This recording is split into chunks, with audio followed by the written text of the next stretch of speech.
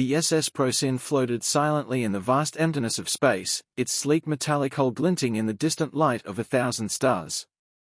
This massive freighter, one of the latest in the fleet of the Galactic Shipping Corporation, was a marvel of human engineering designed to transport live animal freight across the galaxy. Inside, rows upon rows of animal enclosures lined the cargo bay, each housing a variety of Earth species, cows, chickens, pigs, and more exotic animals destined for the colonies. Captain Alara Monroe, a seasoned spacefarer with years of experience under her belt, paced the bridge, her thoughts a whirlwind of logistics and responsibilities. The ship was en route to Elysium 4, a human colony known for its burgeoning population and insatiable demand for Earth's agricultural products. "Alara, we've got a clean trajectory," announced First Officer Grant, his voice steady and reassuring. "No anomalies detected in the flight path. We should reach Elysium 4 in about 5 days." "Good to hear, Grant," Alara replied, her eyes fixed on the navigation console. "Let's make sure everything stays that way. Last thing we need is another delay. The colonists are counting on this shipment."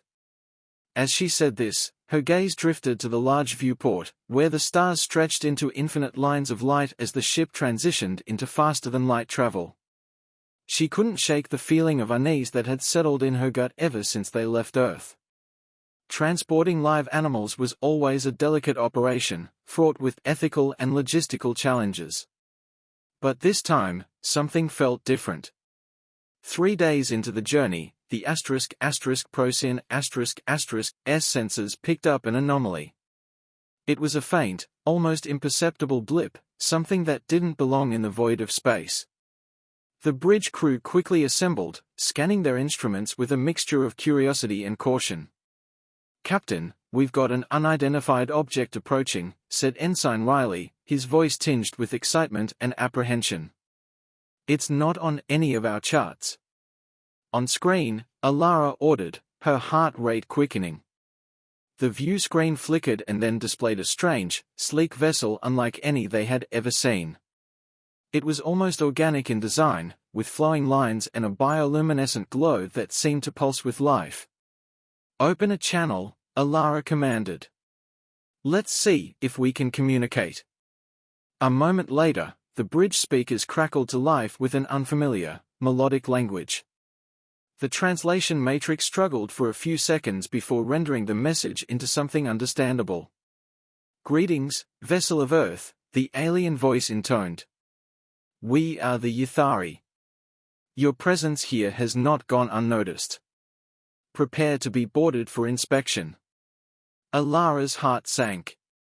"Boarded? By whose authority?" The voice responded, unwavering and calm. "By the authority of the Galactic Concordance on ethical treatment of sentient and non-sentient life. You will comply, or face the consequences." Alara exchanged a glance with Grant, who nodded subtly. They had no choice but to comply. "Very well, Ythari. We will prepare for your boarding party."